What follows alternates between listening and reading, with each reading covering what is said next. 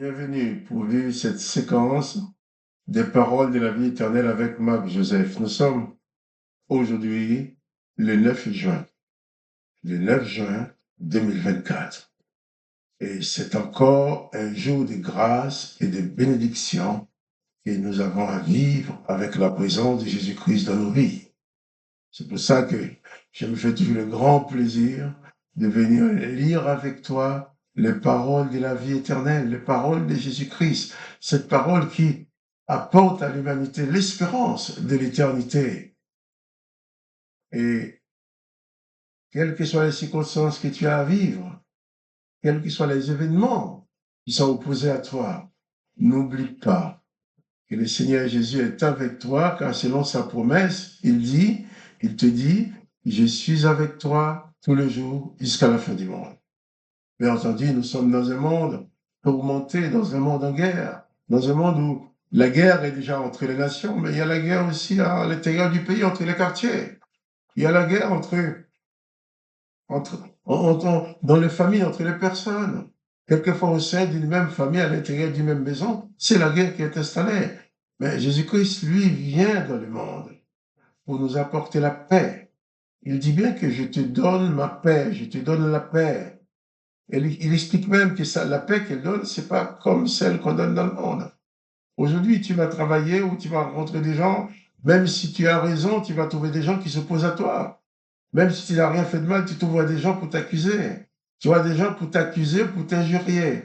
Mais Jésus-Christ dit, quoi qu'il arrive, tu ne dois jamais oublier que lui, Jésus, c'est lui qui détient tout pouvoir, est avec toi. Donc, pas de panique face aux événements, pas de panique face aux circonstances, pas de panique face aux personnes méchantes que tu vas rencontrer. Et souvent, ces personnes méchantes ne sont pas si méchantes que ça. Elles sont seulement manipulées par des mauvais esprits dans le but de te faire du mal. Alors, pas de panique, attache-toi au Seigneur Jésus-Christ lui-même, qui te donne le pouvoir sur les démons, qui te donne le pouvoir sur les mauvais esprits. Il n'y a que Jésus-Christ qui permet à l'être humain de dominer sur les démons. Jésus-Christ te donne tout cela. Et c'est ce que je viens te rappeler ce matin. Jésus-Christ est avec toi. Même si les humains se déchaînent, même si les démons se déchaînent, même si les éléments se déchaînent, Jésus-Christ dit, je suis avec toi à chaque instant de ta vie. Donc, sois apaisé, sois rassuré, sois en paix. Pas de panique.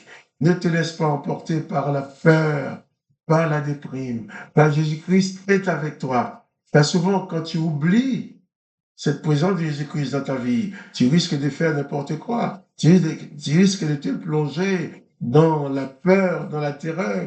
Et la peur va te conduire à faire des choses que tu ne voulais pas faire. La peur va te conduire à accepter des choses que tu ne voudrais jamais accepter. Mais si tu réalises que Jésus-Christ est avec toi comme berger, comme maître, comme sauveur, il t'accompagne tous les jours, quels que soient les événements, eh bien, tu resteras toi-même, c'est-à-dire un disciple de Jésus-Christ qui va pratiquer sa parole, qui va pratiquer ses enseignements. Donc, pas de panique. Jésus-Christ est avec toi en cet instant-là que tu es en train de vivre et à chaque instant de ta vie, Jésus-Christ est avec toi. Tu ne le vois pas, mais il est là en esprit. Il est en toi, il est avec toi, il est autour de toi. En réalité, si tu réalises cela, même devant les insultes des gens, eh bien, tu vas rester calme. Le Seigneur Jésus dit que ton cœur ne se trouble point. Il te suffit de croire en Dieu, Père, de croire en lui, car lui, il est tout pour toi. Que le nom du Seigneur Jésus-Christ soit béni. Nous allons maintenant prier comme Jésus-Christ lui-même le faisait quand il était sur la terre en tant qu'humain. Il prenait du temps pour s'adresser au Père. C'est pour ça qu'il nous dit aussi que nous-mêmes, nous pouvons suivre ce modèle en priant, en nous adressant au Père en son nom. Il a même dit que quand nous nous adressons au Père en son nom, il s'engage à ce que nos demandes nous soient accordées. Alors, prions ensemble. Je ne connais pas en détail ta demande, ta prière, tes besoins, mais toi, tu les connais. Mais Dieu les connaît aussi. Tandis que je vais prier pour toi et avec toi dans un cadre général. Toi, tu vas prier en même temps. Tu vas dire à Dieu exactement tes besoins exacts, que moi, ce que moi, je ne peux pas faire. Et tu verras, même si je ne suis pas à côté de toi, ton esprit et mon esprit, ton âme et mon âme sont en communion avec l'aide de la présence de Jésus-Christ qui est en toi, qui est en moi, qui prie en même temps que moi.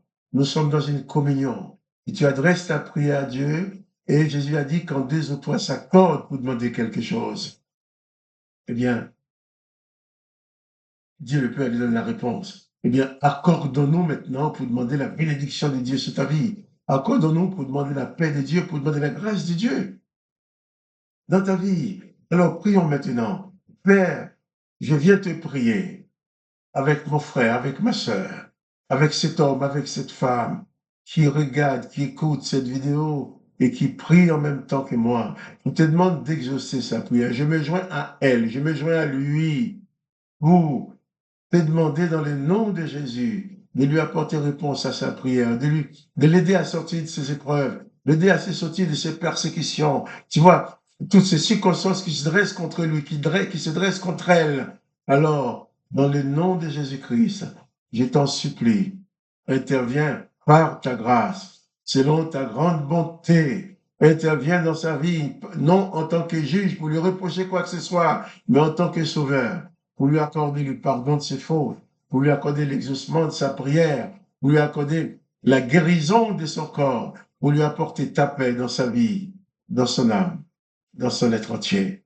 Papa, je te dis merci, parce que je sais que dans le nom de Jésus-Christ, tu écoutes et tu réponds à ma prière en faveur de mes bien-aimés, en faveur de cette sœur, de ce frère, de cet homme, de cette femme qui prie avec moi. Eh bien, que ton nom soit glorifié dans sa vie, que ceux qui la connaissent, qui le connaissent, puissent voir ta gloire se manifester dans sa vie, et qu'il soit aussi un témoignage pour toi. Je te dis encore merci, papa, parce que je sais que tu reçois ma prière dans le nom du Seigneur Jésus-Christ.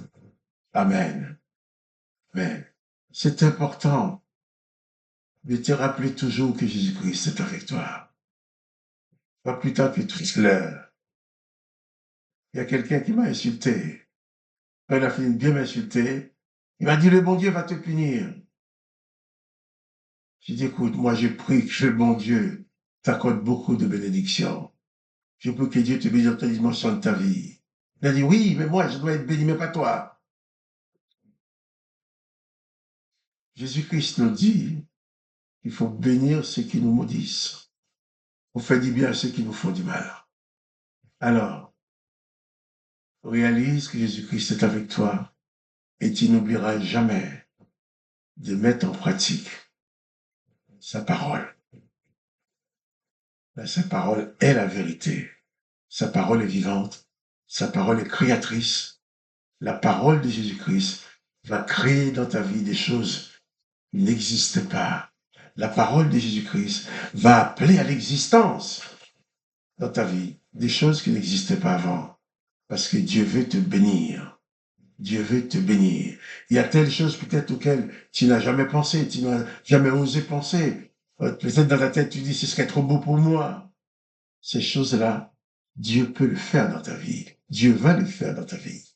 Il faut seulement croire à la toute-puissance de Dieu au travers du Seigneur Jésus-Christ pour ton salut, pour ton pardon, pour ta guérison et pour la réussite de ta vie. Nous allons donc continuer la lecture de l'évangile de Jean, chapitre 10. Ça fait quelques jours que nous lisons ce passage où Jésus se présente en tant que berger.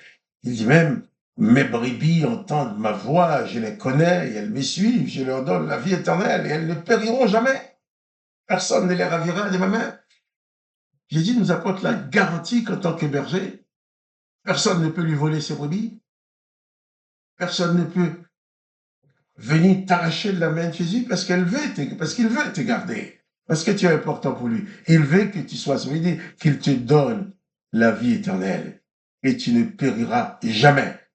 Personne ne te ravira de sa main. Il dit, mon Père, Jean Ils disent, verset 29, mon Père qui me les a donnés est plus grand que tous, et personne ne peut les ravir de la main de mon Père. Et tu fais partie de ces brebis dont Jésus parle. Moi et le Père, dit-il, nous sommes un. Oui, au travers de Jésus-Christ. C'est Dieu le Père lui-même qui est venu sur la terre auprès de toi. Il dit, moi et le Père, nous sommes un. Alors les Juifs prirent de nouveau des pierres pour le lapider. Verset 31. Jésus leur dit, je vous ai fait voir plusieurs bonnes œuvres venant de mon Père, pour laquelle me lapidez-vous. Jésus pouvait leur parler ainsi, parce qu'il n'avait jamais rien fait de mal. Il n'y avait personne qui pouvait prouver que Jésus avait fait quelque chose de mal. Ils vont le reprocher d'avoir guéri un aveugle le jour du Shabbat. Ils vont lui reprocher d'avoir fait du bien. Mais quand Jésus dit que lui et le Père sont un, le texte nous dit les Juifs prient de nouveau des pierres pour les lapider. Ce n'est pas la première fois qu'ils ont voulu lapider Jésus. Mais Jésus va faire face en leur disant, je vous ai fait voir plusieurs bonnes œuvres venant de mon Père, pour laquelle me lapidez-vous. De bonnes œuvres. Jésus n'a fait que de bonnes œuvres. Et c'est pour ça qu'il nous demande aussi de faire que du bien, de faire que des choses qui correspondent à sa philosophie, qui correspondent à l'enseignement qu'il nous a donné. Je vous ai fait voir plusieurs bonnes œuvres venant de mon Père. Alors, pour laquelle me lapidez-vous? Toi aussi, moi aussi, nous devons nous appliquer à produire que des bonnes œuvres, à être honnête avec les gens, à être vrai avec les gens, à venir au secours de ceux qui sont dans le besoin, selon nos possibilités, à ne jamais nous détourner, à ne jamais nous détourner de quelqu'un qui a besoin de notre aide, autant que cela nous est possible, à ne jamais exercer la vengeance face à celui qui nous insulte, face à celui qui nous fait du mal, à ne jamais faire quelque chose qui puisse porter atteinte à l'autre, en sorte que, quand on viendra nous accuser, eh bien, nous pourrons dire comme Jésus, mais après tout, montre-moi ce que j'ai fait de mal. Pose la question. Je vous ai fait voir beaucoup de bonnes œuvres.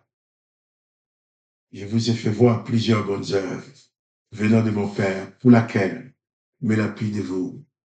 Il faut que tu puisses dire aux gens, moi je t'ai fait voir des œuvres venant de Jésus. Je disais tout à l'heure, quelqu'un m'a insulté. Et celui qui m'a insulté, c'est celui à qui j'avais fait du bien. Quelqu'un qui était dans sa détresse, je l'ai aidé. Pourquoi il m'insulte? Parce que le problème pour l'humain, c'est que quand il leur fait du bien, quand quelqu'un te fait du bien, il y a deux possibilités pour l'être humain. Ou il va avoir la reconnaissance pour cette personne et dire merci, ou il va vouloir la détruire pour ne pas avoir la reconnaissance. Comme quoi, le fait que tu fais du bien à ces personnes-là, tu deviens une tête à abattre. Tu deviens quelqu'un à détruire parce que ta présence va rappeler à la personne que tu lui as fait du bien. Alors, au lieu de t'aimer, il y a des personnes qui vont te détester. Heureusement, tout le monde n'est pas pareil. Mais quand comme ça, il ne faut pas participer, comme je dis à l'autre, il ne faut pas participer aux colères des gens. Quelqu'un qui se met en colère, qui t'insulte, ne l'insulte pas. Ne te mets pas en colère comme lui. Ne lui en veux pas. Quand même Jésus-Christ a dit, Père, pardonne-leur, car ils ne savent ce qu'ils font. Ces gens-là ne savent pas quel esprit les anime.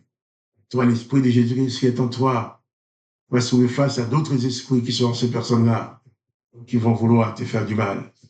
Mais toi, résiste avec une ferme foi en Jésus-Christ, en pratiquant uniquement de bonnes œuvres pour lesquelles Jésus-Christ nous a appelés, Jésus-Christ nous a formés, Jésus-Christ nous a établis. Pas de panique devant les événements de la vie, pas de panique devant les gens qui sont en colère contre toi. Sinon, tu vas participer à sa colère, c'est lui qui va dominer. Si quelqu'un se met en colère contre toi, toi, tu te mets en colère aussi. Tu deviens exactement comme lui, il te transforme. Mais celui qui te met en colère, celui qui se met en colère, eh bien, pour lui, laisse-le vivre sa colère, mais tout seul. Ne te mets pas en colère avec lui, ne participe pas à sa colère. Garde le sourire. Et souvent, quand la personne te met en colère devant toi, en train de t'injurier, et tu fais un grand sourire, il dit que tu te moques de lui. Et quand la personne me dit ça, je dis non, je ne me moque pas de vous. Je refuse seulement de participer à votre colère. Parce que moi, je ne suis pas en colère. Même si vous m'insultez, je ne suis pas en colère. Il nous faut apprendre à pratiquer les œuvres de Jésus-Christ, en sorte que nous puissions dire à ceux qui nous en veulent, ceux qui nous veulent du mal, qui veulent nous accuser, vous dire, écoutez, vous avez contre moi, dites-moi ce que j'ai fait du mal. Montre-moi. C'est ce que j'ai fait. J'ai déjà dit, lesquels de vous me convaincra du péché? Nous sommes des brebis de Jésus-Christ, des disciples de Jésus-Christ. Nous sommes appelés à être comme lui. Jésus-Christ dit, le disciple accompli sera comme son maître. Jésus-Christ est le maître, toi tu es le disciple.